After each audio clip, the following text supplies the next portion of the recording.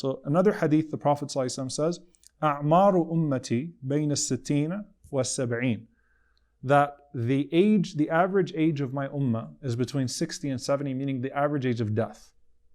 Most of my ummah will die between the age of 60 and 70. So basically they say that this hadith is talking about the time when death is approaching. Back then, like the idea of living past 70 was very, very, very rare, right? So like you reach 60 years old, death is knocking on your door at any moment, especially in those times, right? So they said the meaning of this hadith is the Prophet ﷺ is saying that's a point where, how are you going to sin?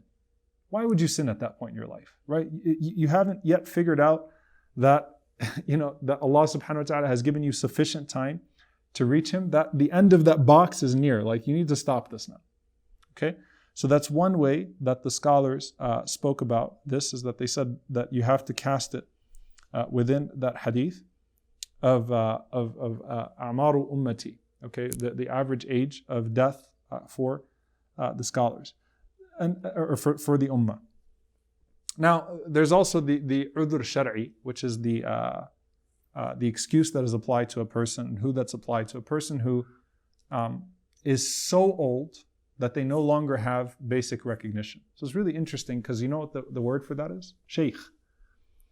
So you'll find a hadith where the Prophet ﷺ mentions, for example, those that are forgiven, or who the pen is lifted from on the Day of Judgment. They'll make an excuse to Allah, and Allah will accept their excuse. The Prophet ﷺ mentions a person who died before puberty.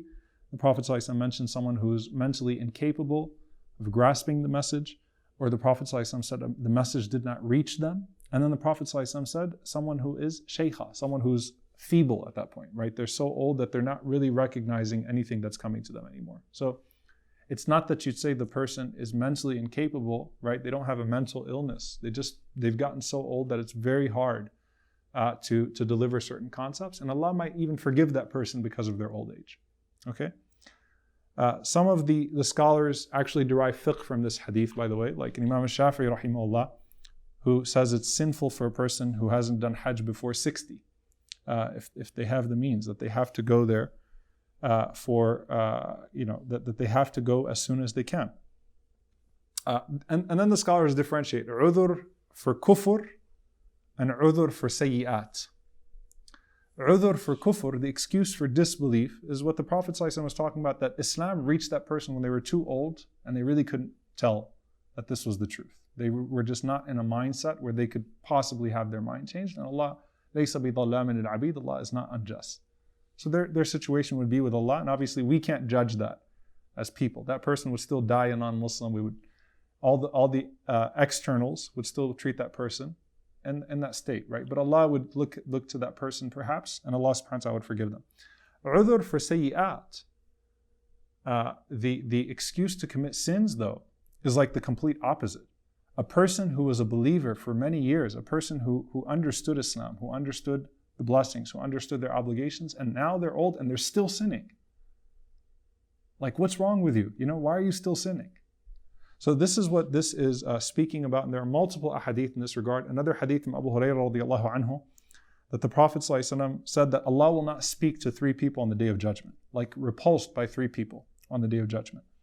The first person is an old person who commits zina, an old person who commits adultery. The second person, a poor man who is arrogant.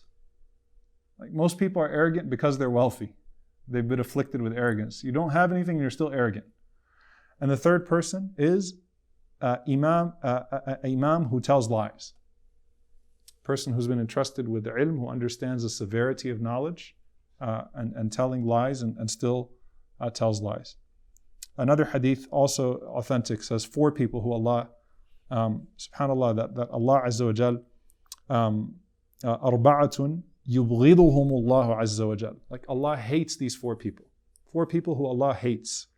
And the first one is a vendor who sells their products by false oaths. They take false oaths to sell their products.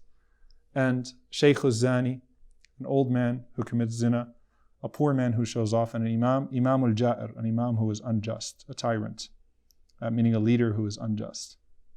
And what the scholars mention here, معناه لم يترك له عذرا إذ أمهله هذه المدة. Like you don't have any أعذار, you don't have any excuses at this point. When you've reached this point, you really have no reason to commit these deeds.